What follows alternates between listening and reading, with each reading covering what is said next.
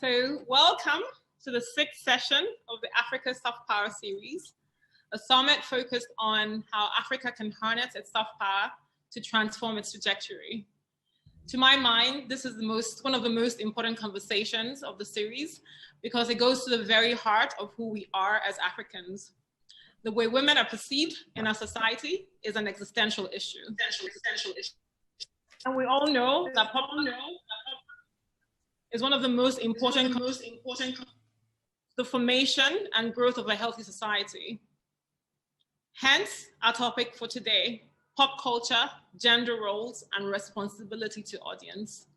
Earlier this week, we talked about film being one of the most powerful tools of soft power, and tomorrow we will talk about music. We already know that film can change perspectives faster than anything else. And the reason that Nollywood movies, for example, are so popular amongst Black people globally is because Black people like seeing other Black people on the screen. So are we ourselves then saying that Black women, specifically African women, are witches and Jezebels, out to get all we can? Are we to be chastised like children, beaten and even raped? Is this what we are telling our sons and our daughters that we are? Is art imitating life, or is life imitating art? These are some of the questions and issues we'll be touching on today. The session is brought to you by African Women on Board as part of its Violence in the Workplace Research Project, powered by Ford Foundation. A special thanks to Ford Foundation for supporting this work. We're also deeply grateful to all our strategic partners and media partners who have come on board to support this project. And finally, it gives me great pleasure to introduce our lead discussant for the day, Dr. Giti Chandra. Dr. Chandra is a senior researcher and lecturer with the Gender Equality Studies and Training Program at the University of Iceland. She's the author of Narrating Violence, Constructing Collective Identities to Witness These Wrongs Unspeakable, and co-editor of the Routledge Handbook on the Politics of Me Too movement. Giti, is an honor to have you here. And before I hand over to Giti, I want to hand over to my co-convener, Obi Asika, to say a few quick words. Thank you very much, Nkiru. I just want to first of all thank all the ladies for being here, for being with us. I think this is such an important conversation, and I think really for me, from my perspective, is just to listen and learn and support as best as one can. Thank you very much. Doc, have a good show. Thank you, Obi. I guess we should begin. I want to begin by saying how honored I am to be in the company of such amazing women. It really is an absolute pleasure and inspirational to see all of you here. So what I'm going to do is I will introduce everybody quickly and then throw the floor open, maybe hand a few questions to keep conversation going. If anyone wants to say anything, chime in, just raise your hand and I'll call on you. You can keep your mics unmuted. I think that's fine. And we'll just see if the conversation can go without too much overlap. So to begin with, I'm going to introduce Zoe Ramushu. She's a lawyer, a film producer, and co-founder of South Africa Sisters, working in film and TV, SWIFT, S-W-I-F-T. She's just completed a second master's in journalism from Columbia School of Journalism, is heading off to Reuters Institute at Oxford, England, to work on a project about the pandemic, the Black Lives Matter movement, and inclusivity in media. She was nominated for the Reuters Institute Fellowship at the University of Oxford, where she will give a report on the changes in the media landscape related to the Black Lives Matter movement a year after the murder of George Floyd. She's producing her first feature film in South Africa, as well as shooting 2 New York-based short documentaries. Welcome, Zoe. Thank you so much. Thank you so much. Next, I'm going to introduce Busola Dakolo. So she's a photographer and content creator and a Nigerian women's rights activist. Busola is a firm believer in gender equality. She's lent her voice to various campaigns with many organizations, including the European Union, to help victims of domestic and sexual violence access care, counseling, and other relevant support. She was named in This Day newspaper's Game Changers of 2019 list in recognition of her social impact efforts. It's a pleasure to have you, Busola. Thank you for having me here as well. I'm going to introduce next Nguyen, who is head of entertainment industry at Time's Up. She oversees all entertainment strategy, talent relations, and entertainment industry programming. With a background that spans across entertainment, sports, and philanthropy, Na is a strategist who uniquely merges expertise as a publicist and experience as an independent producer to impact culture through creative storytelling. Sounds so fascinating. Na worked for over a decade in publicity at Miramax Films, Creative Artists Agency, and Paramount Pictures, in addition to TEDx, US Open, X Prize, Bad Robot, and Google. As an independent filmmaker, Na produces film, television, and online content that champions women-focused narratives. Now we can't wait to hear what you have to say to us. Incredible honor to be here. Thank you for having me. And Mildred Okwo is one of Nigeria's most prolific filmmakers. She's a respected film director and producer whose films have been nominated and won several prestigious awards. Mildred said, don't worry about mentioning all of them, but here they go. The awards include the AMVCA, the AMAA, the NMA, and the Publi du Prix at Nollywood Paris. A former Los Angeles litigation lawyer, her film The Meeting was one of the top box office draws of 2012 and set a quality standard for new Nollywood films in the country. In 2016, Okwo was named one of 50 women shaping Africa by influential international women's magazine Elle Magazine and 100 most influential people in Nigeria by yniger.com. She's a founding member of the Nigerian Oscar Selection Committee and was recently featured in a BBC document about female film directors in Nigeria. Welcome, Mildred, and I leave it to you to talk about your latest work. And finally, as our grand finale, I want to introduce Her Excellency, Professor Abina P.A. Busia, who is Ambassador of Ghana to Brazil and South America, and is also professor at the Women's and Gender Studies program at Rutgers University, US. She is a writer, a poet, a feminist. Have I missed out anything? Academic, dear friend and mentor. And we're so excited to have you here. And Abby, you don't have to comment on anything, through the thing, but we depend on you to give us your thoughts towards the end. It's wonderful to be here. Thank you. Thank you. All right. Well, let's just go straight into it. I've always thought that the woman's body is a story that men tell each other. And I see all these wonderful women who are creative content creators, and I think, what happens to those stories when women tell them? How does that work? So maybe we'll just start with you, Mildred. Think about the politics of representation, your movies. How do you approach women's stories? Well, basically, I don't think there's any difference, really. The only thing I say is you're only as good as how exposed you are. So the reason why I say this is, for example, many years ago, I lived in the States for over 20 years, and I lived there between the ages of 20 and 40.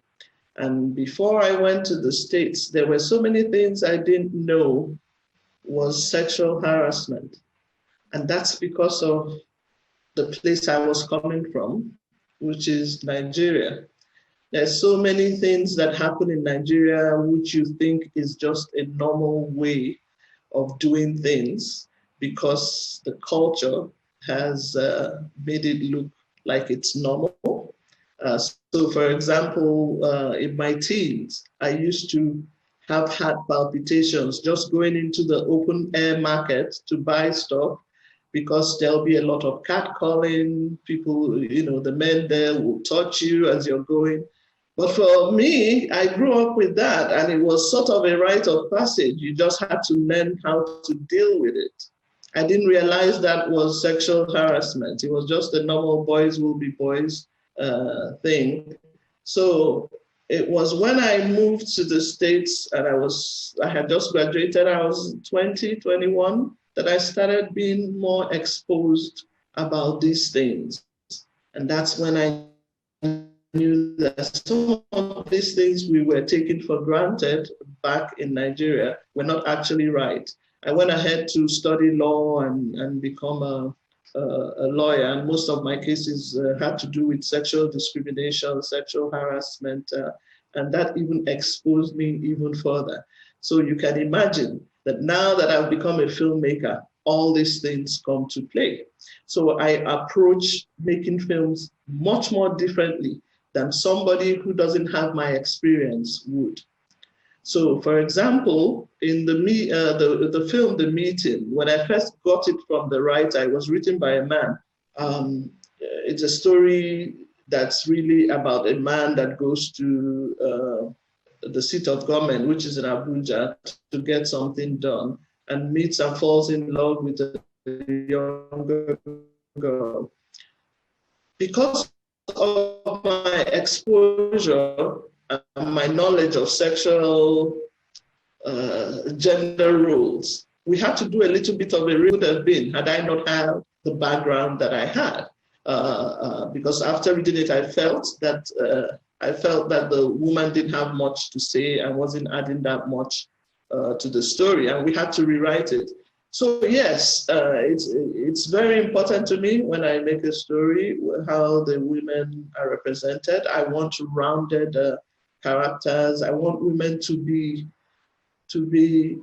able to look like they can do whatever it is they want to do, just like men can. Men have had that over the years where they can be tough, they can be aggressive, they can be quiet, whatever it is they can be, but women are usually written very one-dimensional. So I try very much so to write rounded characters for my females, because I think it impacts the society a great deal. That's right. Thank you, Mildred. That's really, so important to be able to see representations of yourself out there instead of these stereotypes. I thought now maybe as head strategist, when you're thinking about what kind of programs to commission and think about, do you think about social responsibility? Do entertainment industries have a social responsibility? Shouldn't they just put out what people are willing to pay for? Well, I couldn't agree more with what was said earlier, and that there is a great impact that storytelling has on how it shapes culture, how it changes societal norms. So I think as filmmakers and the entertainment industry, we have a great opportunity to shift that narrative, because what people see on screen is what they repeat in life sometimes, right? And with that comes a great deal of responsibility for what we are putting out there. And what we are trying to do at Time's Up is to push people who are in positions of power to be responsible in that way, to be very intentional about what they're doing and what they're saying and the products that they're creating. So I absolutely do think that there is a great deal of responsibility. And right now, more so I think than any other time, because of the unique situation that we're all in, there is a great opportunity for people to look back and really think about what has happened so far and how they can create and change what stories have been out there and see how it can improve for the better. Yeah, I'm just kind of wondering, maybe you want to come in on this, Busola, sort of striking off of what Nai's been saying. Do you think that entertainment or the public face of women, does it reflect adequately what women are actually going through when they fight their battles, the challenges that come to them? Does entertainment reflect real life for you? Okay, so I would say in a way it reflects it, but there's also more to be done, because actually living it is more real than stories that are being put together. Because it's very traumatizing So I feel there are so many things around the trauma that can come into the different stories that can actually improve what's being on currently. So it's just knowing how to subtly put these things into the stories, not necessarily making it too obvious, because I sense a strong self-defense in terms of from the men, once you're talking about this kind of topics. So you have to be subtle about how you introduce them into different stories. And it's the continuity, the continuous airing of such stories that would create that kind of change that we desire.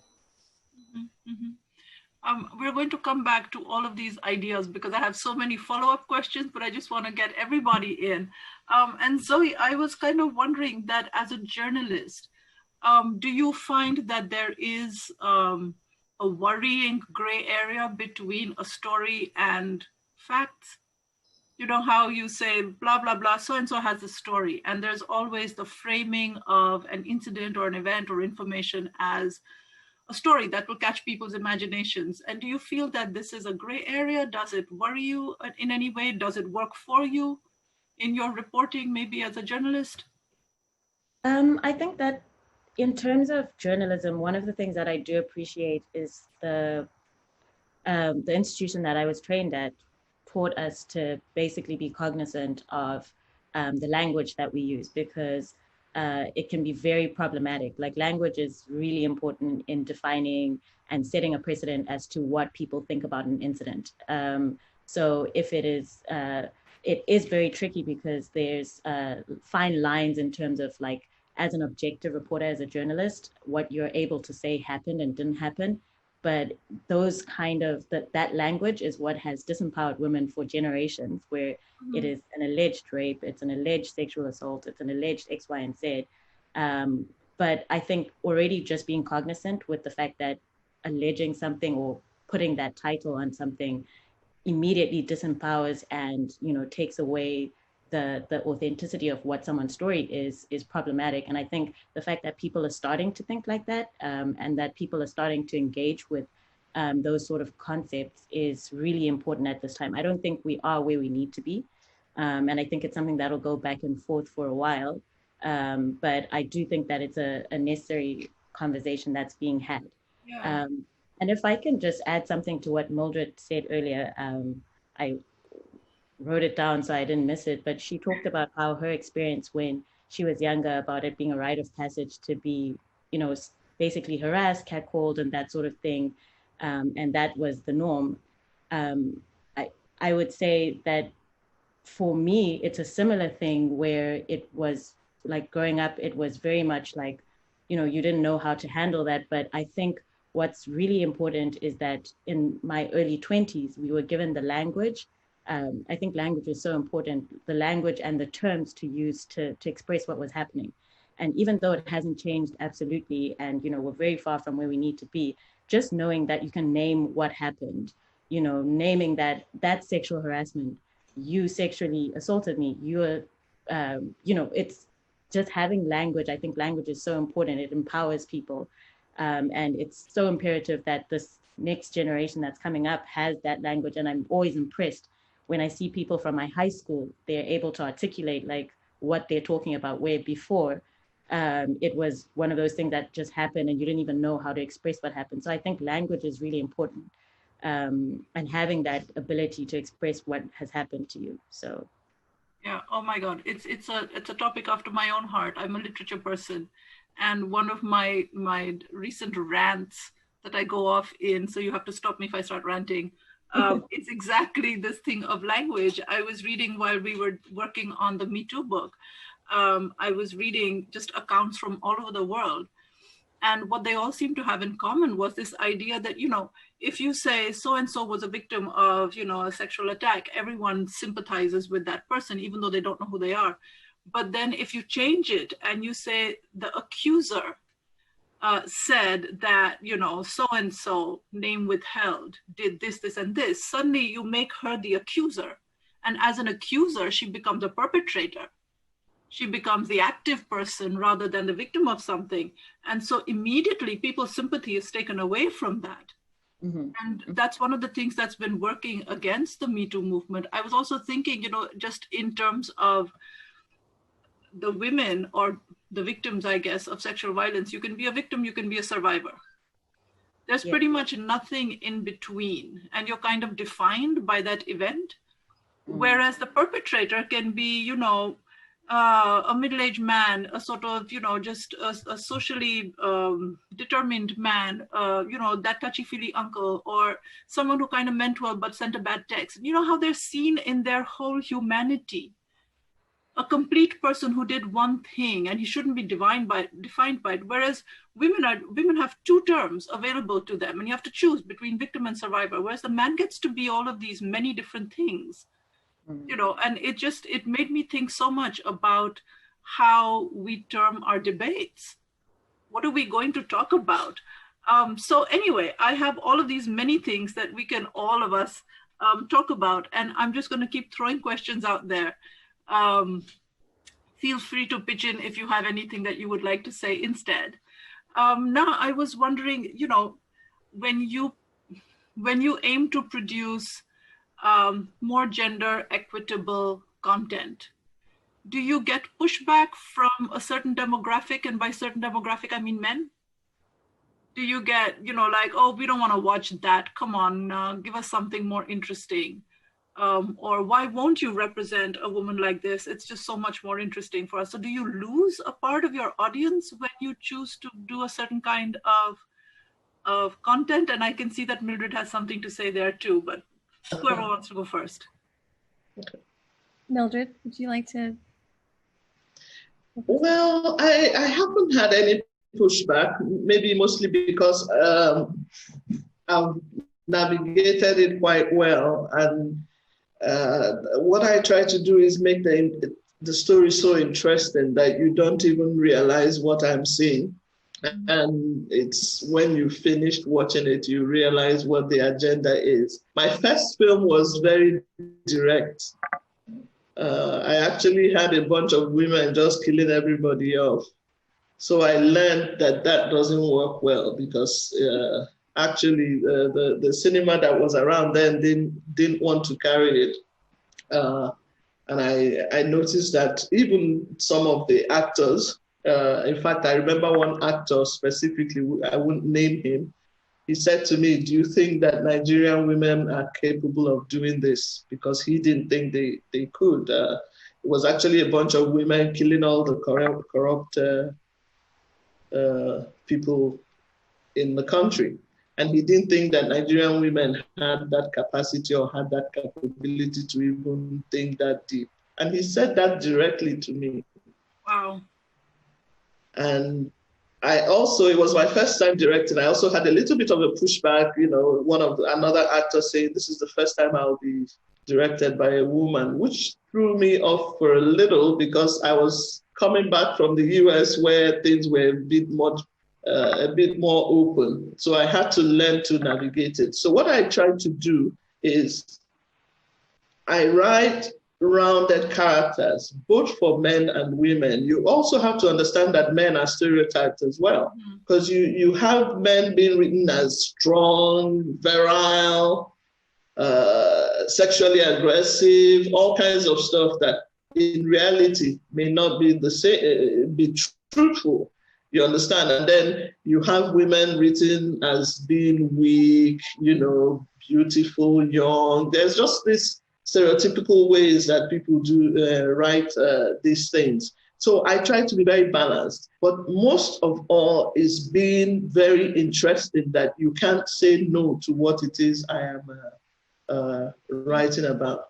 But obviously there are pushbacks. There are people who have made it their life's duty to be against any movement by women to gain equality. So there's pushbacks. I just don't listen to them, and I just don't notice them. Mm-hmm. And just to, echo what Mildred is saying, there's definitely pushback. There's a system that makes it really incredibly difficult for women filmmakers to have access to opportunities. And when they do get those opportunities, it's a domino effect, right? So even if you can make your film made, you can get it done, there are marketing dollars that needs to help promote it. There are distributors that need to put it into theaters, and there's press that needs to write about it to help it raise awareness. So there's a whole long line of things that are uphill battles for women. But I think that that's one of the things that we really do try to think about and address at Time's Up and our entertainment work, is making sure that we're holding all of the stakeholders responsible, because it's not just one area. It's getting in the door, but it's a pathway to make sure that they have the support that they need at every step of the way. Mm-hmm. So there is definitely pushback. One of the things that we've tried to do in our initiatives was something called the 4% challenge that we launched a year and a half ago. And that was to recognize that for about 12 years, over a few hundred top grossing movies, there were only 4% female filmmakers across, I think it was 200, 300 films. And over the course of, again, 12 years, and that was just unacceptable. And so what we did was we launched this 4% challenge to say, hey, we're going to challenge the whole entire Hollywood community to commit to working with a woman director within the next 18 months. And we pushed as much as we could with studios, production companies, individual talent who could, make these commitments and push for this. And within the first 12 months, it went from 4% to 11%, which is tremendous, but is still so much work that needs to be done. And so we're going to continue to push those efforts and make people try to commit them. And again, like I mentioned, this is a time that is completely unique in that production is at a standstill because of the coronavirus. This is an opportunity where we're going to executives and saying, this is when you should really take a look at your slate of films and what's coming up, because you have to listen to what the audience is telling you. You have to listen to what people are needing and wanting. And there are stories from women of color that have to be told. And there's no turning back. We have to continue to make the progress. So it's pushing people to employ these women directors. But in addition to that, it's making sure that they have the crew members that they need, women in leadership roles as department heads on those crews, making sure that they have the marketing and the publicity, support that they need. It's all of these efforts that have to work at the same time. So there's a system that we're trying to attack at every turn. Yeah. I mean, that's so important, I think. And I'm glad you mentioned women of color, because we've been talking about gender as if it has no color and no intersectionality, but of course we all in this room know that it does. And I was kind of wondering whether anyone would like to go for this colorism, problem first. I know that I'm sure all of you faced it, but in India, I think it was like 10 years ago that I was finally sort of, moved enough to just write to the papers against the series of ads for a fairness cream that was called Fair. It is called Fair and Lovely, because of course, to be lovely, you must be fair. And we know that there's nobody more conscious of color than Indians. We do this to ourselves. We don't wait for anyone else to be colorist on us. Does anyone want to jump in there in terms of representation, in terms of ads or other creative content that surrounds us? How do you feel about the way this is handled? Well, in Nollywood, for a long time, you watch the films, you can see that mostly the fair girls are the ones chosen for lead roles. But I don't know if it was intentional. I think it's just that they didn't have enough equipment to light because to light dark skin, you have to be good. Even in Hollywood, at some point, they were not so good lighting dark skin.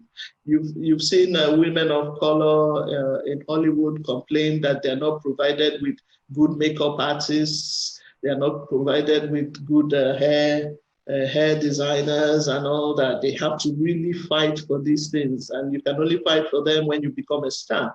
So with Nollywood, we have that phenomena where especially the male producers are going for light-skinned women. But You also have dark skin. One of our most popular actors, Genevieve Nnaji, is dark skinned, and she did quite well. We have some other dark skinned actors, but I won't lie, there is colorism, but I don't know why that is. I don't know if it's because they think it's better or if they think that they can, it will be easier to like this person.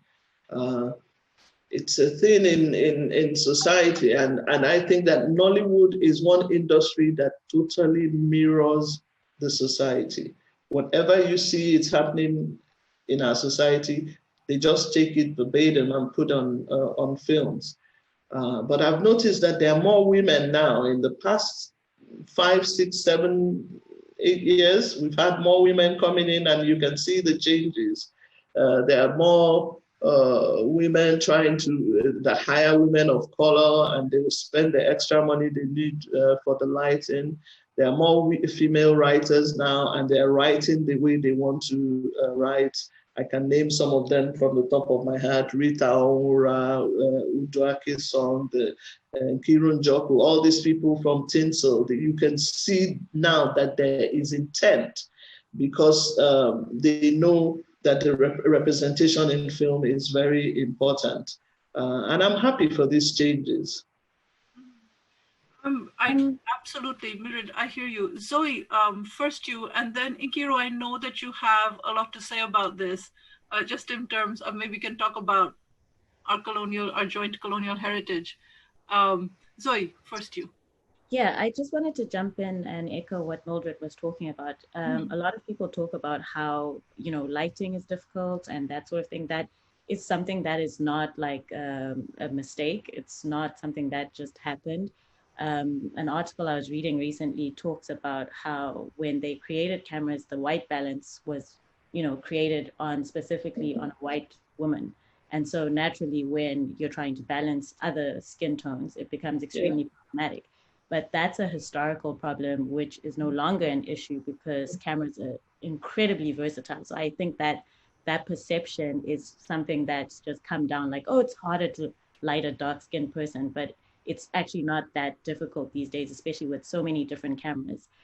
So I think a lot of the time it's a matter of choice and a mentality that people are lazy to get over, that people are just sort of comfortable with being like, this is what I want to do. And I'm going to use like the tropes that exist to back it up. Like, oh, it's going to be difficult to light her. Makeup is so versatile these days. Like I feel like there's a lot of excuses that people make just to take the path of least resistance.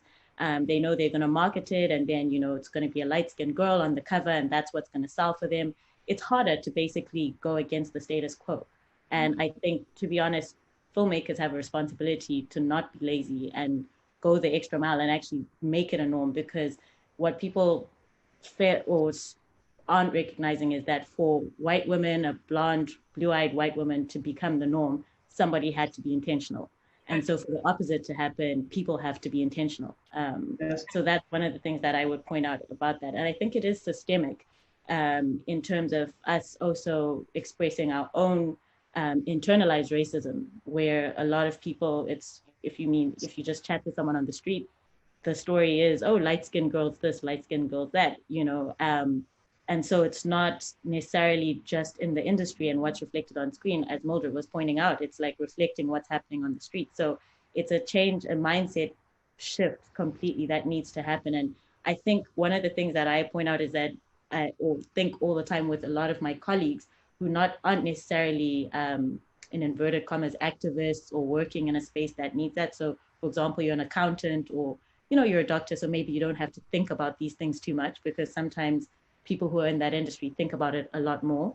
But I think, like with the internet, you have no excuse. It's so easy to read up and educate yourself. It's so easy to, instead of watching some random stuff on Netflix, watch a documentary that's actually educational, and you'll have one or two things to say. It's not that difficult today. These conversations are happening. And if you're not able to articulate yourself or understand what the issues are, it's because you've chosen to not understand, as opposed to it being like you're ignorant. You're being willfully ignorant. Let's put it that way, I think. Yeah, I couldn't agree more. Nkiru, would you take this from colorism to racism? Well, I'm not supposed to be part of this conversation per se, but I'm a little bit worried about the idea that films mirror society. And I think that's one of the, for me, a really big problem, because I think we said in the film session on Tuesday that films are a way to actually change perception and change perspectives really quickly. And so if we're still getting films and, in 2020 that, where women are cast as witches, all materialistic, everyone is light-skinned and trying to get a man, and all of those sort of things, if those are the characters we're still portraying in today's world, I think that's a really big problem. Of course, we need more women filmmakers, but I also think that we need to educate the movies, because it's a really serious problem. It's what we're saying to our young people, that this is, the images we're seeing of ourselves on the screen is who we are. I'm not personally a filmmaker, and I think that filmmakers are better off to, but I feel like the ideas that we've gotten from, say, let's for example, Hollywood, about, what America is, and, who is beautiful and who's not beautiful, and who's strong and who's not strong, is exactly the same thing we're doing here.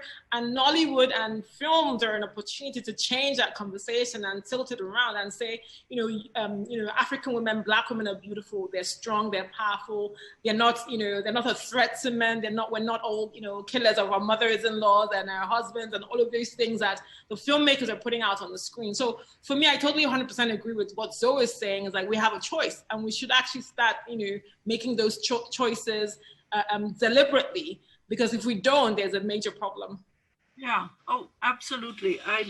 I was just thinking while listening to everyone speak, that in Bollywood, in Indian movies, for the longest time, you could tell the good girl from the bad girl from the clothes she wore. Right, the good girl was all dressed in conservative clothes, but also nice and so on. And the bad girl was always dressed in Western clothes. She had like a short skirt and a blonde wig sometimes, or she would smoke. And these were like signals, little tropes that would signal to the audience, bad girl, villainess, vamp, or as they used to be called. And I'm thinking about the My Dress, My Choice movement, and thinking how far we've come from that, where, of course, now in Bollywood, you look at the movies, you can't tell the good girl from the bad girl because they're all wearing the same thing. And also how this has become a thing on the streets from my, younger days in New Delhi, being told by people, well, you shouldn't wear sleeveless things then if you don't want to be catcalled, or, oh, they did this because you were wearing this short skirt or whatever. To now, where I see women wearing whatever they want, and the ones who are getting assaulted and raped are still the ones who are in burqas, or who are in salwars, or who are in saris covered from top to toe, but this is still a discussion. So I was kind of thinking, if anyone wanted to jump in, I know Zoe has something to say on, just the distance we've traveled in terms of how we present women and in terms of what they wear. What I'd like to speak to is what Nkiru was talking about. If you don't mind, I'll just take a step back. Go right ahead. Who's right or whose responsibility rather it is to change what we're seeing on screen. I do think it's individual filmmakers' decision. Like, you have to make a conscious choice, but I also think that it needs to be the industry. It is the industry's responsibility. And I mean, the industry sounds like this massive thing, but I think people need to put pressure on the powers that be to enforce change in terms of, I'll give an example of something that I am hoping to see change in South Africa.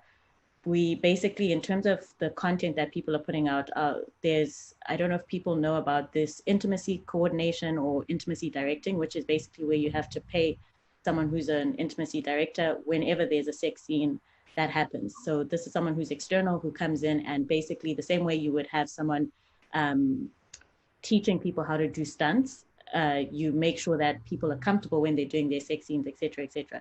This is an added cost, right? And that immediately speaks to, where it's a woman's issue before of, oh, how are we going to do X, Y, and Z? It becomes everybody's issue because that's going to affect the budget.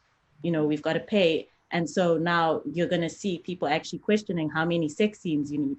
like how many gratuitous, there's so many sex scenes where it's like, let's just throw that in because it's like, for the fun of it. But now if you've got to pay for that, people have to start actually thinking about like, do we actually need the sex scene because we've got to pay for someone to come in? It's going to cost more. But these are the kind of things where I think it's the responsibility of people who are organizing within the industry to strategically get to points where it'll force people to think about these sort of things.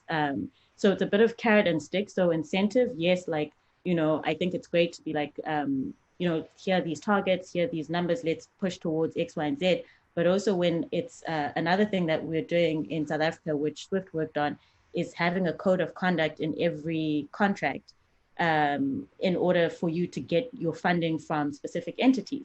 So you will not get your funding from X, Y, and Z entity if you haven't got a code of conduct, which you are then legally bound to implement, which means you have to train people on what sexual harassment is. You have to speak about it. It's like pushing the conversation and forcing people to think about these things. So whilst I do think it is the responsibility of individual filmmakers, and because I mean, as creatives, it is your place to basically mold the story, I also think that the industry as a whole has to also play a role and put pressure to make sure that these things are top of mind for people when they're working on things. So yeah, that's just what I wanted to add on. So I think it's both the filmmakers as individuals, but also it's a collective effort. That said, I am also from Zimbabwe, so I know, there's like a lot of things where it's like that works in South Africa and maybe it doesn't work in a place like Zimbabwe where, the government is not funding anything, so it's like, so who are you really speaking to? And the money is coming from private individuals, so how do you organize that? But I do think in places where it's possible, where there is like systems and like funding bodies, that they have to take responsibility as well. They can't just, hand out money and let people do whatever they want. They can't fund predators, basically. Yeah. Right. And I think you're so right. I mean, social responsibility is something that I feel is also something that is catching. It's contagious. I mean, people say fear is contagious, but so is courage. And when one person speaks up and when one person does the right thing, then, other people feel empowered to do it too. And I wonder if I can draw you in here, Busola, and talk about the courage that it took, if you're comfortable doing it, to just talk about the courage that it took to call out somebody that as you did yourself and how that's going. Okay. So for me, it's the blessing of being a mother. I've got two beautiful girls, and watching them grow, it sort of scares me. And I heard different things, like close friends, things that were happening to their girls. And I knew that one day, Busola, you just have to stand up. You have to just stand up to be able to protect your own girls. And that's actually what also contributed to how I was able to speak up. It's not like I had this, boldness, everything. I actually did it afraid. Like, I was so afraid, I must say that. But I knew that was the right thing I needed to do. I did not even know whether it was going to help me personally. It would help me to find healing. I didn't know anything about that. But what was just in my head is, I can help my kids and other children. We have to keep changing the social norms, because the way the family values, there's some things you can't say to your parents because you're just scared. You're asking yourself, would they believe me? They will tell you, what did you wear? Because those were the questions that I was actually asked. And I needed to answer them, even though I was so uncomfortable asking myself, like, so I caused this, So that's why I know the narrative is already changing. I must say that there's a lot that must still be done, because of the patriarchal values. And it's something that has been passed from between generations. So you cannot just change it all of a sudden. It's speaking up. A lot of survivors, I would say, that have spoken to me, it's always like nobody would believe us, and I'm so scared, the stigmatization, and also how would I continue my normal life after I speak up. But I think the path of, or the journey of getting healed, it actually makes it to be more clear. It gives it, it more clarity that, oh, this was actually very, very needful, you know. So I look at myself now, and I look at myself before I spoke up. I know the difference, starting from within me, you know. So it's more psychological than physical bruises. Even if you suffer physical bruises, that's different. So there are levels to violence or sexual abuse or sexual harassment, the way people say it. So most of the time when they don't see physical bruises on you, they're like, no, no, no, you weren't really harassed. Like, no, that wasn't an abuse, or especially if it comes from someone very close. It feels like, no, you must have instigated it one way or the other. And that actually makes you to keep asking yourself questions all over and over again. Because at some point for 3 years, I didn't wear anything short sleeve. I wore long sleeve, and all my skirts were passing my ankle, because I wore everything. I would dress up like a Muslim sister, because I just felt I needed to protect myself. After a while, I got tired of that. I switched to the extreme, you know, so there was just a whole lot of confusion, because I had questions. I couldn't provide the answers, because I felt, no, this is it really, but they are telling me this. So there's a whole lot of criticism around it, but I'm so glad that conversations are going on now, and not just going on between the female gender, it's also going on between the male gender. But it's also my own, I'm wishing that the conversation will go on between generations, because I feel if it happens between generations, in terms of the older ones communicating to the younger men like that, it would have more effect than it's just been within a particular generation. Because I had conversations with different people, the older, the younger, and even the ones my own age. And the conversation just seems like we're just passing it down. And most of the people that actually felt like, no, you could have told this person, no, just forgive. No, you didn't have to speak up. But speaking up has helped to save me. It's more like why I talked about the trauma, like in terms of stories. I like to create this picture. I'm a photographer, so I like to think in pictures. It's more like I left a young girl, always crying, and I would dress up as a lady that is, you know, a working class lady, everything going on together. She's a mother. But every day I'm passing by a young girl that is always crying and seeking for my attention. And that girl was actually me, or is actually me, you know. So there's a difference. I've identified with the girl now, and the girl is no longer where the girl used to be anymore. And the girl actually had potentials, you know. So I'm getting to see the potentials of that girl. So I look at every survival that there's something embedded in that little girl that you left behind. You might be in an okay place now, more like, I don't want to talk about it. No, I've buried it. No.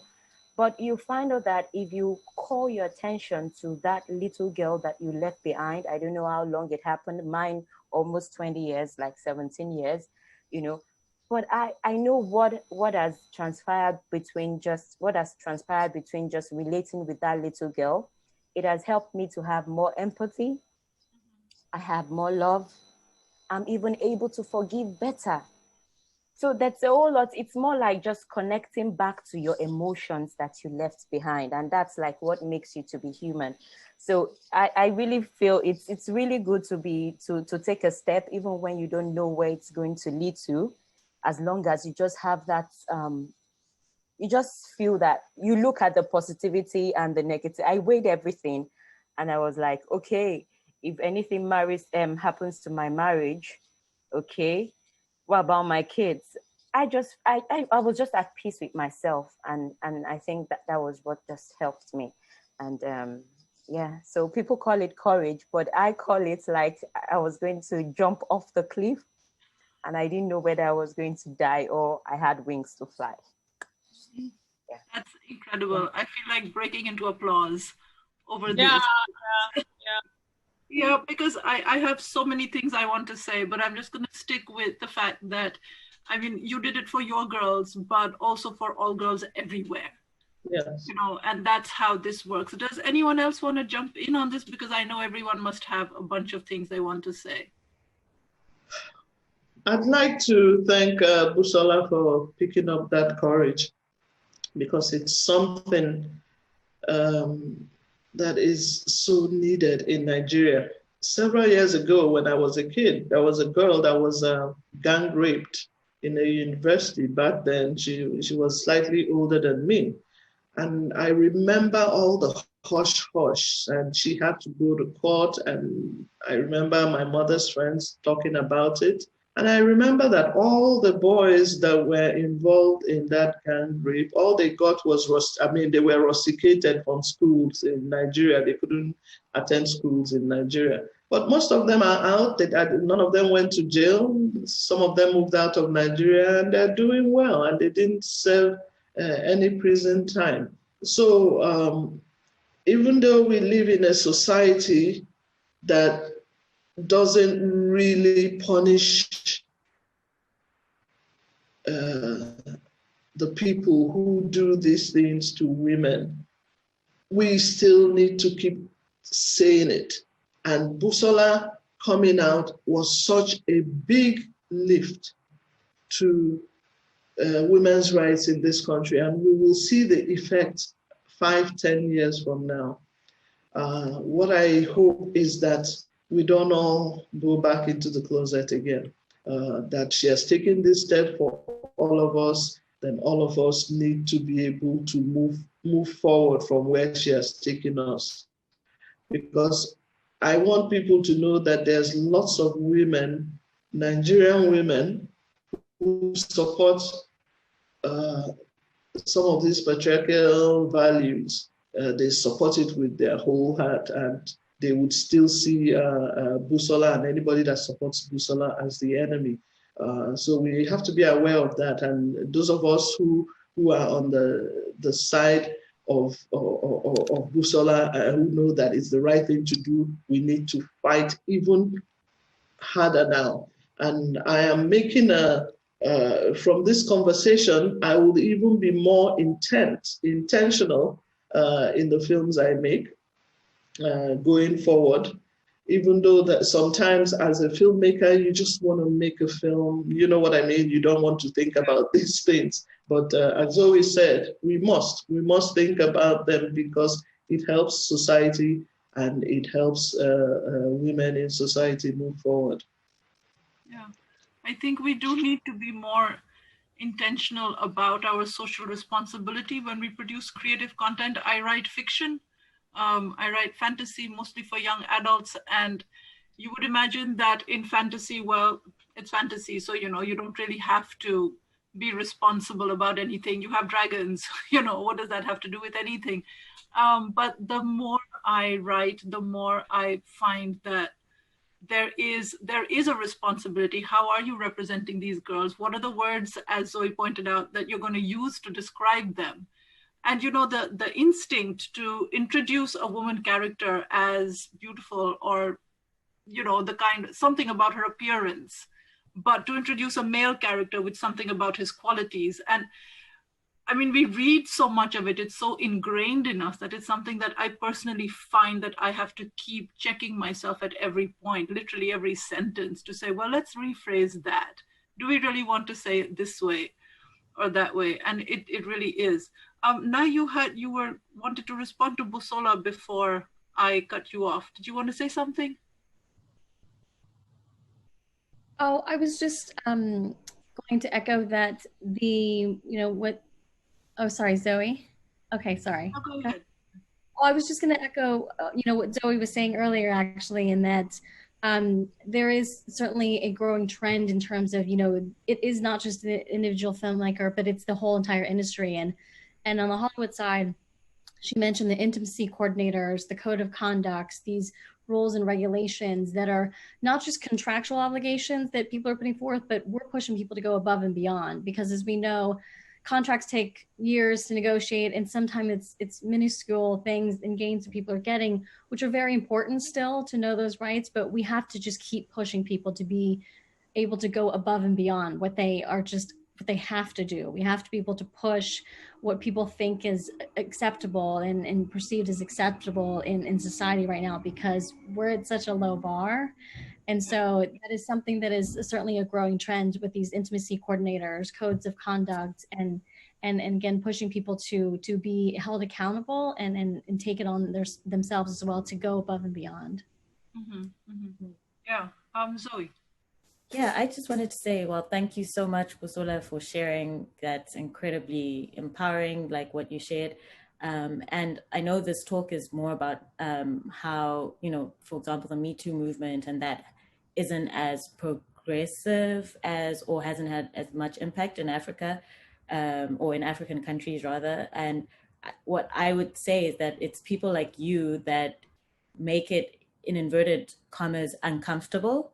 But what it is that it's always been uncomfortable, but just for the victims. Like, it's always like the situation has always been uncomfortable. It's just been uncomfortable for the victims or the survivors of sexual abuse. Now it's uncomfortable for everybody. And I think that's a good discomfort, so it's like we're all dealing with it. Before, it would be like your aunt and like 2 or 3 people who know, and they're uncomfortable when that uncle or person walks in the room, or that director walks in the room. Now, when that director hopefully isn't walking into any rooms, but if he is, he's uncomfortable. And I think that's how the conversation starts and progresses, where even if maybe the legal systems are behind, maybe the people aren't getting prosecuted, it's like you do have this thing hanging over your head, not over, like hanging over the perpetrator's head, not over the, the victim or the survivor. So I think what you're doing needs to continue to happen in order for the situation to change. It happens at that level, as at the same time as people are advocating for, legal changes and policy changes. It's people like you who are driving the movement forward. So we really appreciate that. Yeah, I mean, I want to second, third, and fourth that. And I see from the comments that, I'm clearly, this seems to be the general feeling that one person who goes out there and puts themselves on the firing line does it on behalf of everybody else. Once 1,000 women see you, you've given 1,000 women courage to do it.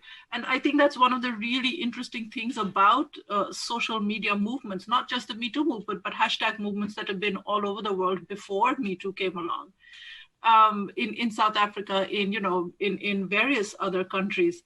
And this seems to me how they work, because you have a personal story, you have a personal voice. There is everyone who comes and says, I had this, and this happened to me, so that even if you don't know that person, they're anonymous. You hear the I, and that I resonates with the I, and that's really how so much of this movement, seems to work. I have 100 other topics that I really want to introduce, but Nkiru, you had your hand up. Yeah, no, I just wanted to quickly sort of say about, it's not just on, we shouldn't talk about filmmakers and all of that. So what's the role of society in general? What is the role of courts? I mean, in Busola's case, for example, I remember when I saw the judgment and the judge said this was a frivolous case and threw it out, and something I thought was totally irresponsible. And then in the Senate, or is it in the House, we have a senator who in public beat up a woman, and he's sitting down making laws. It doesn't make any sense. So what's the role of society? What is the role of men and women? As like, how do we sleep at night knowing that this is what's going on? And, we're saying, oh, Busola is so brave to talk about it. How about us? What do we need to do more? Yeah, I'm just going to add to that question and then throw it open. There was a high court judgment in India of a very high profile rape case where, although it was given in favor of the victim, the high court judge did find it in his heart to say that sometimes a feeble no actually means a yes. Oh my God. Yes. It's like we're living in Jane Austen land, where where women are coquettish and so, I mean, when you say what is society's responsibility. It's almost as if judges stand outside society, and then we, civil society, have to walk in and say, well, you have to stop telling women how to say no. You have to teach them how to say yes. I mean, that nobody really has the guts to say yes without being slut-shamed. You know, we're only ever taught how to say no. So anyway, just to throw that in, because it just, you know, I didn't know about this judgment, this detailed judgment, although I've read about your case, Busola, but that really takes the cake.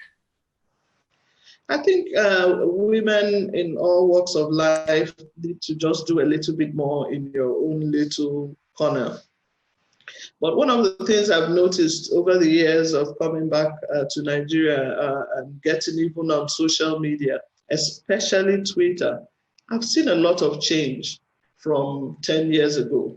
And the change is coming because there's a group of women on Twitter, a group of foundations as well that work on women issues that are constantly talking about this. Sometimes they're drowned out, but they have been talking for years. And I've seen some little changes in some of the men on Twitter. Before it wasn't there. They were so against whatever it is they thought women would say, but I'm noticing changes. So I think one of the things we just need to do is to keep on plugging on, keep on talking about it, and they will understand it as time goes on. I think the younger generation will do better than my generation did. We just sort of closed our eyes to everything. But the younger generation, I must say, are doing much better than we are. I think when Busola came out, she even had a lot more men on her side than she would have 5 years ago. And I say this is thanks to social media and the women that are working to make this happen. So can I say something? I actually also like the aspects of the men coming into the conversation. I think it's having more impact as well. So by the time we have more men, so it's not just like it's women talking about women issues, but these men are having change in perspective, you know, they are getting to like unlearn some of the things that their fathers passed to them. So they're able to change things. So it will be good to have more men in this conversation as well, and to drive, you know, the different narrative. Absolutely. I mean, I think one of the things that we miss when we talk about language, as Zoe pointed out, is just, I mean, we keep saying this is a women's problem, whereas, you know, really it is not. It is not. It's a men's problem. If men feel that they can go out and do these things, this is a problem men have. It's like racism is a white person's problem. It's inflicted on people of color, but it is not, you know, our problem is different. How do we deal with it is our problem.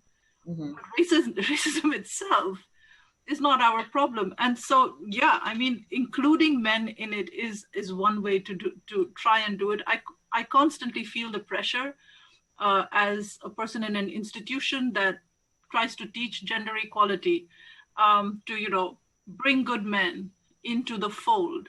And yet I don't want to bring them in at the cost of some brilliant woman whom I would have to keep out in order to bring in, you know, a young man instead. But yeah, absolutely, to bring men into the conversation and to encourage them to have their own conversations in, what are they called? They're called barbershops. Barbershop conversations where men talk to other men. Apparently. I see that Professor Busia is here. Do you think, Abby, that you would like to just say a few words, you know, about what we've been talking about, or something else entirely? Abby, you're muted. Sorry.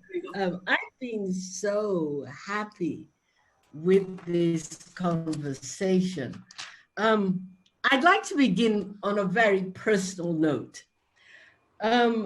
You know, I remember at the very first African Feminist Forum that we took part in, whenever that was, we had this long conversation and made a conscious, active commitment to intergenerational conversations. And which is not as easy as you would think. And so I just want to begin as the old lady in the group by saying how really happy I am by this conversation and by being invited to listen to and take part in it. Because I'm old enough to be all of your mamas, I think. and it's just wonderful that we as Black women, as women of color, have got to the point where we can have this conversation honestly and openly amongst ourselves across generations. That is a major achievement because many of us do know and remember how hard it was for our mothers to have certain kinds of conversations with us. And part of the conversation in private was a kind of caution that we needed to be really careful where outside the bedroom that they were talking to us in, we should take all this stuff. And that's those of us who had enlightened mothers, you know? And so I just want to say clap, clap. This is really very, very exciting that you're doing it and just to continue. And Busola, I want to add my voice to all your fellow panelists and the people who are writing in, just to say, well done. I mean, I actually wrote down when you said, I actually did it afraid. Yes, because that is, of course, the price and the courage and the, you know, if it wasn't difficult, it would be done, right? And so it's getting over that bridge that says, I'm afraid, I don't know. And certainly, we all know, so many of us, at a certain point, you really did run the risk of losing your marriage. For a number of people, it doesn't matter how supportive your husband was in private. There is a cost to him for the men in the society in which you're living and walking to know that his wife is, what's the word we use in Ghana? I'm not violated, polluted, defiled. That's the legal term in Ghana, defiled. I mean, there is, and we know this, there is a cost to the men in our lives who are trying to support us.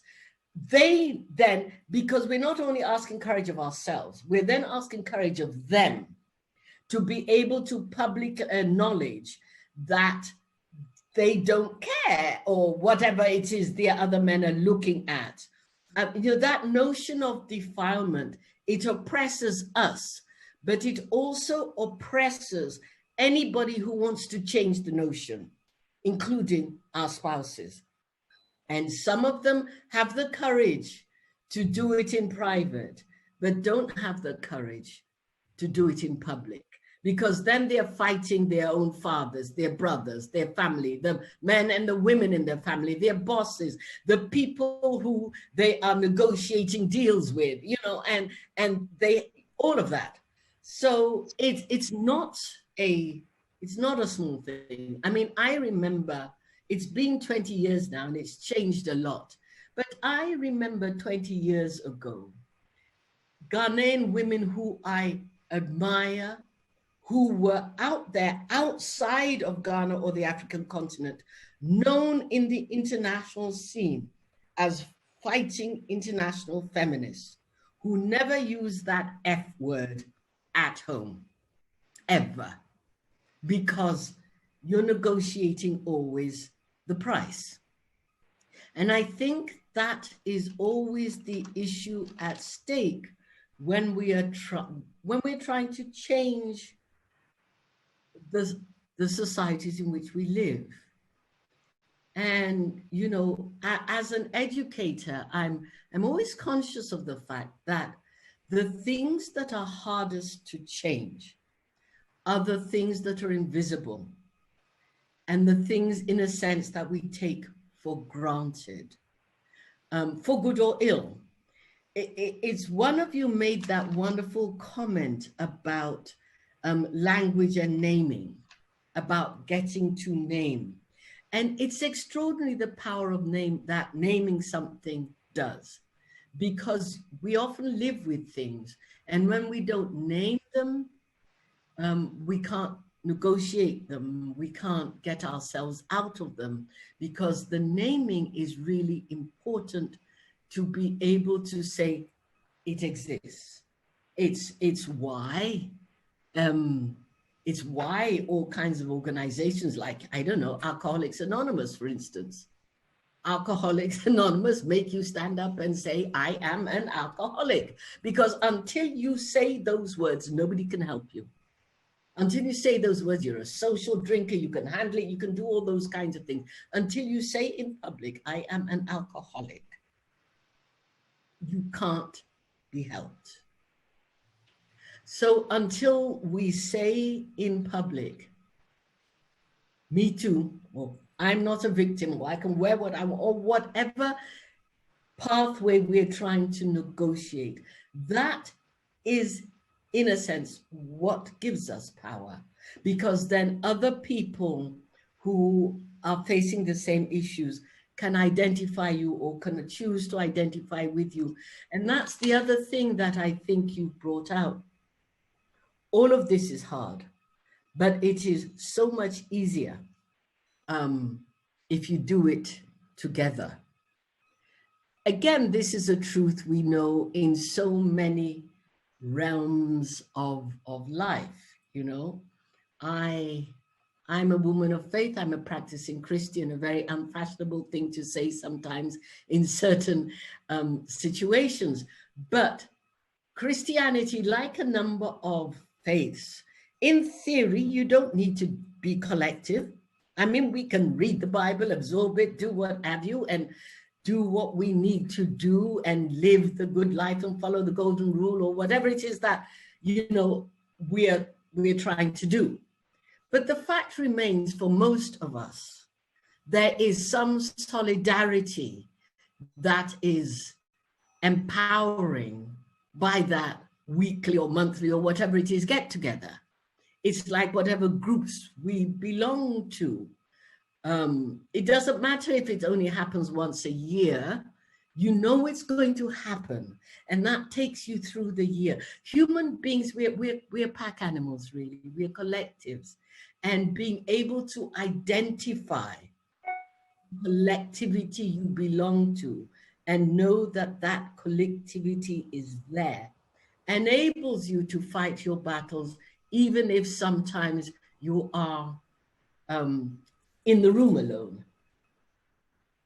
It helps to know that you're not always alone, and that if you actually shout, if you need to call the troops, you know who to call, you know what to say, you know, excuse me, please, I'm going to send a quick WhatsApp, or whatever it is we need to do. And I think that that's important, because the space for activism it can sometimes be very small. And talking about the kinds of things we're talking about, we are the vanguard trying to hold the door open, trying to push the door and hold it open. And there is a price. There is a price to be paid. And so it is important to recognize the difference between singular and collective action. And it's when we move knowing that we are not alone that change really and truly happens. And, you know, we do live in a very, very technological age. And as we know, social media can have its dangers and downsides, but at the moment it is also what is giving us strength and boldness. As we all know, Me Too started a decade ago and more. And I do think we need to think about why, when it was an organization started by Black women and organized by Black women working in Black women's community, it didn't get international attention. But when it gets picked up by a certain class of star, it gets international attention. That needs to be dissected as well. But we can have no regrets if it leads to the kind of thing we are looking at. Because I have lived in the United States for about 4 decades, and I've never seen the kind of sea change shift that has taken place with Me Too, particularly post George Floyd. We're all here artists, filmmakers, storytellers, etc. So we all understand the power of symbolic moments. And I think we should be, however complex it is, we need to understand the power of that visuality and that 8 minutes. Because you see, a lot of people don't want to face things, are unconscious, that, you know, the liberals who think they've got it all together. But there was something about seeing an officer with his hands in his pockets on somebody's neck for 8 minutes that made all kinds of people who wouldn't otherwise get involved be able to have to look at themselves and say, is this really who I want to claim to be? And I think it is extraordinarily uplifting that for a vast majority of the people in the United States and outside the United States, the answer was actually no. No. Actually, if you're going to hold this mirror up to me, then no. I will do whatever it takes not to be that. Because that had happened before. But it was the combination of the time, the timing, the situation, you know, all of it. And we should be grateful for that. There's much to be dissected, but we should be grateful because there has been a sea change. I mean, you know how long the people in Bristol have been wanting those statues down, or the people in London or what have you, and within 48 hours, all over the world, these statues are coming down. Now, I'm one of those people who doesn't think history should be buried, so I don't want those statues to disappear. I need them off their pedestals. But I think they should go into, what was it a friend said, a park of disgracefuls. I mean, you know, something they should be put up in a park or museum or somewhere else, where we can still take our school children and say, okay, now, here are these people, and this is why they are no longer standing where you used to see them. But let me tell you the story. You know, I don't think we should hide them, because that becomes another way of saying we've had our moment of glory and expiation. That's like going to a confession, but not doing anything the priest says afterwards, you know. Now, you go to the confession, you need to follow through. And I think we should also hold all educational establishments, museums, whatever, to following through on that narrative, because it has cost a lot of people too much. Yeah. And I'm so sorry, Abby. There's so much of what you're saying makes me want to think so many things and say so many things. But I was wondering if everyone noted when HBO took Gone with the Wind off. Yeah.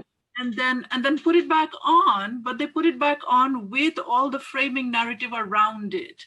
So they put documentaries that talked about slavery and how the film misrepresented it. And they had a conversation, between two feminists and so on. And so they put it back on. They're like, sure, watch this, but now you can see it in the framework. It's a little bit like putting, the statues into a park of disgracefuls and so on. I'm kind of coming down to our last 10 minutes.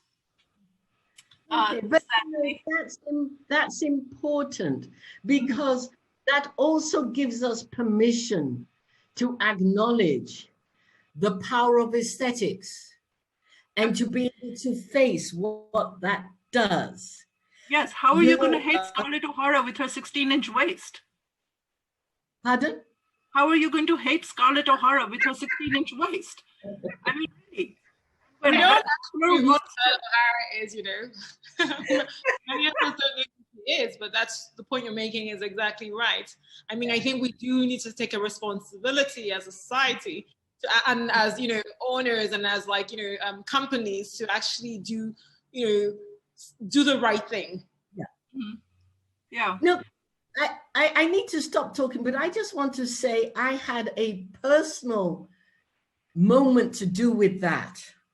And that was the book Lolita, right? I'm obsessed by Audible. I love audiobooks. Well, Lolita is read by Jeremy Irons. Oh my God, no. Exactly, okay? And so that made me have to really grapple with that awful novel, or that awful subject, or what is it? Because, read by Jeremy Irons, you can hear the aesthetics, you can hear it's a well-shaped arc story, and you're sitting there feeling guilty with yourself, saying, what's wrong with this picture? And how, just because it's read by Jeremy Irons. But for me, it was a valuable moment because it made me have to really face that intertwining between aesthetics and ethics. Yep, absolutely. And when you say Lolita read by Jeremy Irons, you cannot avoid grappling with that subject. No, of course not. Of course not. Yes, absolutely. I'm going to let Obi come in. He has a question that he wants to ask. Obi, do you want to unmute yourself?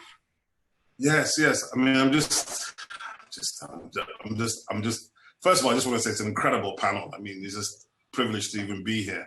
I just want to ask, because I've heard it said, what is the best way in which men on the continent, in Nigeria and Africa, how can we best support the women at this time in this process? Because I have a lot of South African friends as well. I hear a lot of issues from them. Obviously, we know there are issues in Nigeria, in Ghana, across the continent, and in our world. What's the best way we can support? Wow. I'm going to let everyone think. Zoe. Maybe we just shut up. I don't know. I was going to say, I can jump in on that.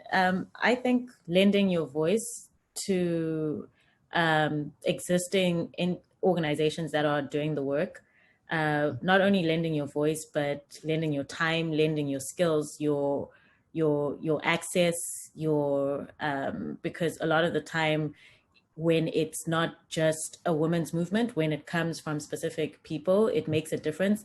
But even in that, one of the major things that I've learned is that males have a tendency to enter a space and dominate or co-opt it and take it with them. So just being cognizant of the fact that you are there as a support and there as an ally, and understanding what allyship is about in that sense. But I do think that there's so many spaces that men can enter that women wouldn't necessarily, like, where the conversation would be different if it was introduced by women. And I think also finding opportunities. So it's not a woman's job to find spaces where this conversation needs to happen. So if you are able to identify, oh, okay, this is going on X, Y, and Z here, and I think this would be a great place, and reaching out to the people who know and are working in that space and bringing them in.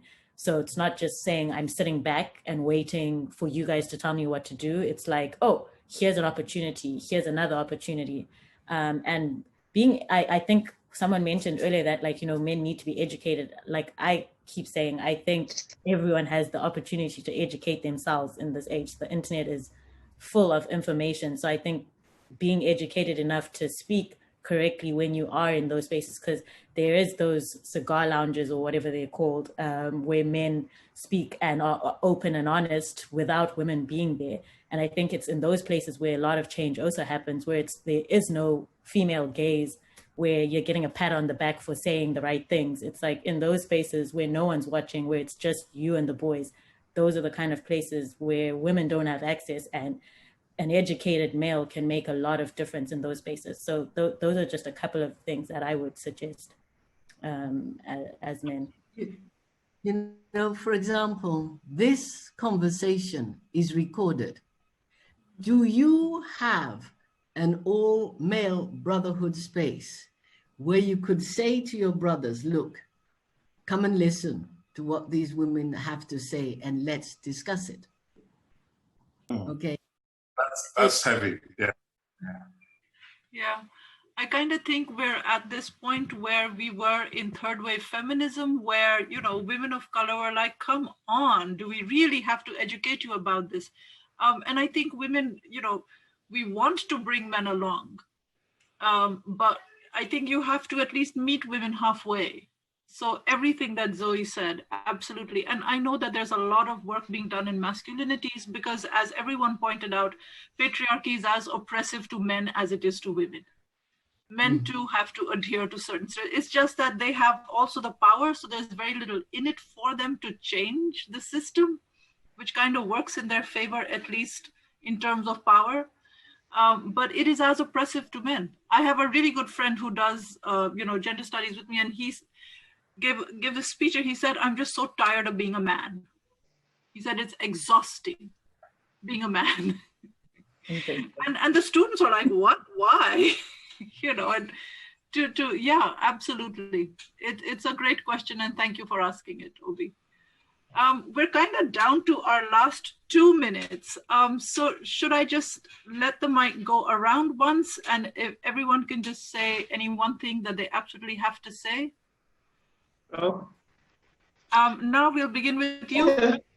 May I just say, I just want to echo, I've learned so many things from today, and I also wanted to echo and express my gratitude to Busola and for sharing her story. And one of the things that reminded me of that I think that we could do today is, again, allowing for safe spaces for people to tell their stories. But one of the things that's really important is when people are coming out and speaking their truths, we need to also believe them, because we're in a society where sometimes we're questioning them so much, and we really need to believe the survivors' truths and their stories. And that's something that we could all start doing right now. Yep, absolutely. Believe the survivor. Give women authenticity. Mildred, you were speaking when I cut you off. I'm sorry. I was going to say that someone just said in the conversation area said that men should be able to hold other men accountable when they do these things that they're not supposed to do. And it was in response to Obi's question. And I'd like to point out Busola's husband, Timi Dakolo. He held the man that did this responsible, and he went vocal and in public. He supported his wife. And I tell you, that helped things a whole lot. And I wish there were more men like him, because there's been other incidents that come up and the men seem to, and I hope that, like Obi just asked, I hope that other men can ask these questions of the women around them, and at least try to hold other men accountable for what they've done. And we also have to be aware that some of the men that will be holding other men accountable have done some of these things in the past.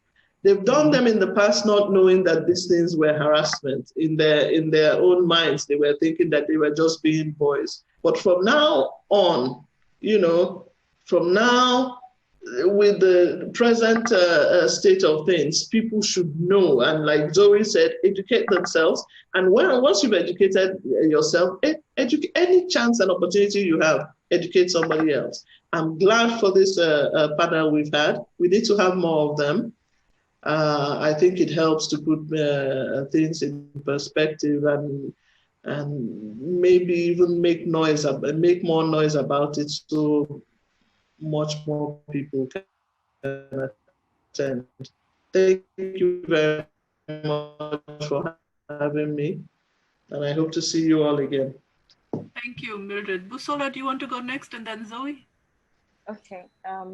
Obi, I would really like to just add this, that probably when you're with the other men, it's good to let them know that apology doesn't mean that it makes you less of a leader, or I don't know how to put it, but it's very good in as much as the way Mildred said it now, that some men did it, like some of these men that they are going to like stand and have this conversation. Maybe they've done something in the past and they did not know that, oh, this was actually sexual harassment or something like that.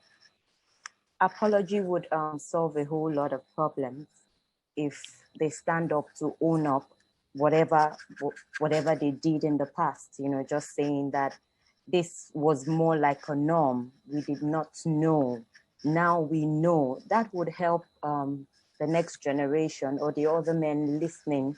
You know, it will help to change the perception. So that's just my little conversation. That's Thank you. And very, very important. I think one of the things the Me Too movement has done also is to bring reparative justice from peace and reconciliation movements into feminism, into the sexual harassment movement, to say, being able to say you're sorry makes you more of a man, not less of a man. That justice can be then include men and women, perpetrators and victims. And yeah, very important point. Zoe. I think one of the most valuable things that I picked up from the conversation, which we weren't able to sort of unpack, was also about intergenerational conversation. I think that's really important and something that I've come across quite a bit in my time working as an activist. I think something that Abena pointed out about how the Me Too movement was a Black female movement for the longest time, and then only when certain things happen and, you know, certain voices were lent to the movement that it became an international thing. I think that's something that I've experienced quite a bit, where, you know, there's clearly a massive history between white and Black feminism and POC feminism, and I think those discussions are really important to have with the generation coming up, because there's a lot of memory that's not passed down and a lot of mistakes that happen over and over because these conversations aren't happening. I can just give like a small, like from my personal experience, where there was a lot of tensions and, you know, mistakes that were made between, you know, women working towards a movement, but that were derailed because of racial tensions. And it was a lot of, you know, this happened in the past, but women coming into the movement had no idea about this. So I think conversations like this between generations need to be had. And I think white women do need to be involved in the conversation, so that when we're all fighting towards the same things, we're aware of all the pitfalls and the ways in which, you know, the intersections need to be, the intersectionality needs to be recognized. Because it is different the struggle is different for white women and Black women. And this is not to say that the movements need to be separate, but there needs to be cognizance about how they are different. So I think in terms of Nkiru, whenever you're throwing another panel or putting something together, I think that's something that should definitely be discussed and would be very valuable for people going forward. Yeah, I actually was just saying exactly that we need to have the conversation with the women who've been there before, people in their 80s, like 60s, like 40s, because for me, the real worry is that, girls who are 2 years old now will go through exactly the same thing, because there's not been that, handing over of knowledge and handing down of truths. And I think if the men keep sort of like, burying their heads in the sand and thinking, oh, this isn't going to happen to my daughter, it is going to happen to your daughter, because we're actually learning this behavior, maybe from the screens, maybe from, your homes or wherever it is. In Nigeria, for example, you're in a car driving somewhere and the policeman stops you and says, I have 2 of you at home. And that means that to him, you're actually nothing. You're just like a female, a mere female. And if we don't change those things, I don't think that things are actually going to change. Maybe for a few people at the top, things are changing, but the majority of Africans are not at the top. There's 80% of us are poor, and things are not actually changing. And so us thinking that social media is changing things is actually not quite true, because people are still going through exactly the same thing that our grandmothers went through and our great-grandmothers went through. And so we need to actually look at that properly and have those intergenerational discussions, as Zoe said. Yeah, I completely agree. Obi, did you want to say something? Literally, no, I was just going to say thank you to everybody for being on the call. I thought it was an incredible session. I've learned so much, and just try to do better as a man. I think that's really what we can do. Just sort of listen, learn, and support. Busola, I think what you've done is incredible. And to all the ladies, hopefully we shall meet again post-COVID. I hope so too. I'm going to wrap this up because we've kind of run over time, as Nkiru told us. I do want to thank everyone who's been putting their comments on the chat. We've tried to incorporate them in our discussion as much as possible. So thank you everybody for doing that and participating. I've been incredibly privileged to be part of this conversation. Really, really. I know that this sounds like a cliche, but it's entirely true. You all of you, inspirational, one and all. Thank you so much for being here and for having this conversation. And like Obi and Nkiru, I hope that we can meet again. Not some sunny day, not that ghastly song, but if we could meet again, online, offline, work together, anything to make actual change happen. Thank you. Thank you, everybody. Thanks for being here. It's really amazing to talk to all of you. And yes, we will meet again. Thank you so much. And a special thank you. Thank you so much. Here. Thank you. Wow. Please be well and stay healthy. It's wonderful. Yes. Here now. Yes, we can. Yes, you can leave now. It's okay. Thank you. Thank you, guys. Wonderful. Wonderful. Bye, everybody. So, thank you all so much. Abby, thank you so much for doing this for us. Nkiru, we have to stay in touch as with everybody else. Yes. Of course. Thank you so much, guys. Bravo, everybody. Thank you. Bye.